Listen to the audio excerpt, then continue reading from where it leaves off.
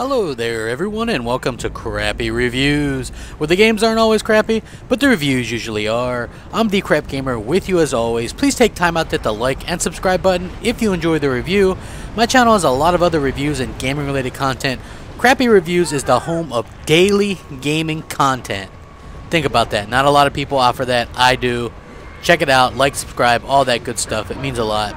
Today I'm going to take a look at Gears of War Judgment on the Xbox 360, and the reason why I'm doing this now is because Gears of War Judgment is absolutely free on 360 if you're an Xbox Live Gold subscriber, and so I figured what a better time to let people know if this is a good game or not. Now, Gears of War and I go way back. The first Gears game was the reason I bought an Xbox 360 in the first place. I'd never seen anything like it, and I wanted to jump into that next generation of gaming. I love the Gears series, and clearly it's been a huge impact on games the past generation, and even the future generations look like it's going to have an impact on it. Just look at Mass Effect, Dead Space. All of these types of games have a very Gears feel to the gameplay. I wasn't sure how I'd feel about a prequel, but it gave me a chance to play as one of my favorite characters, Baird. He's very sarcastic and witty, and I enjoy his character very much. So let's take a close look at Gears of War Judgment. Well, graphically, I wasn't sure where they could go with the graphics after Gears 3, but I was pleasantly surprised that everything looks better than ever. The new younger versions of Baird and Cole look great. People Can Fly did an excellent job adding a splash of color to the game.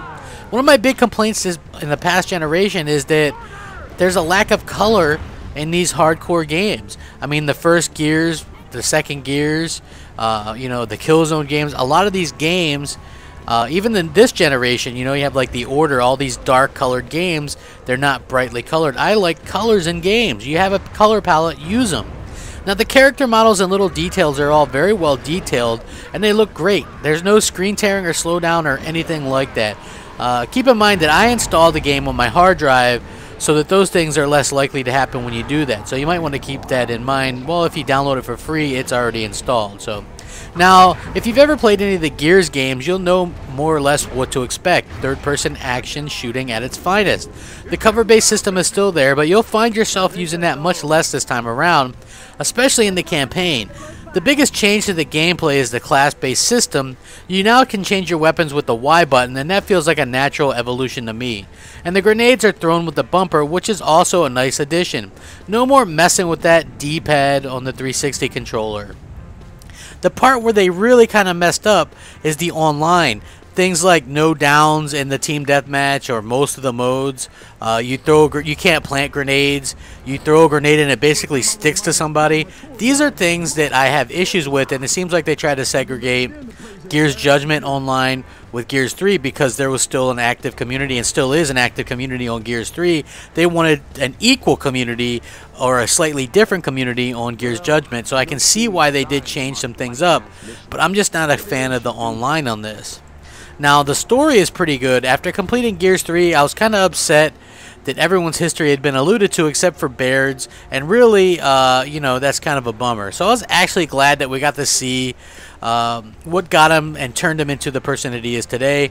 Baird and Cole as part of Kilo Squad, and the game is mostly told through flashbacks. The reason it's done like this is because Baird is facing a trial or kind of like a court-martial right after Emergence Day, which is the day when the locusts pop up. Basically, and so they start messing shit up, and they're holding this like trial right in the middle of all this. It's a lot of frantic action, and Baird basically defies some order and ends up in custody. Before he was a mere private, he was actually once Lieutenant Baird, and what's really interesting is that you can choose to play declassified missions, and those affect the court proceedings. Like maybe you had low ammo or low visibility, and if you gain enough stars completing the campaign, you get to do a second mini campaign that takes place during Gears 3 when Baird and Cole separated from Marcus and Dom. So there's a nice little bonus in there for you as well. Now, at the end of the day, Gears of War Judgment does a lot right. The campaign is probably one of my favorites, but they took out Horde mode and Beast mode and replaced them with Overrun mode, which is a class-based mix of the two. But it only goes to level 10. Now, Domination and Free-for-All are both new game modes, and they're a lot of fun, and the power weapons make a return and are super badass. I like them a lot. But there's a distinct lack of multiplayer maps, and it's kind of perplexing because Gears 3 had 10 launch maps.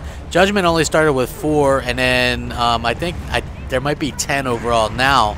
but at the time it was really kind of lackluster. Now, Judgment does a lot, but it isn't quite on par with the other offerings. It's still a good game, though. Great campaign, and interesting multiplayer, but not for Gears, if you're a classic Gears fan, I should say. Gears of War Judgment gets a pretty good 8 out of 10. Please remember to comment, rate, subscribe, and rack 'em up. Thanks for watching. CrapGamer, out.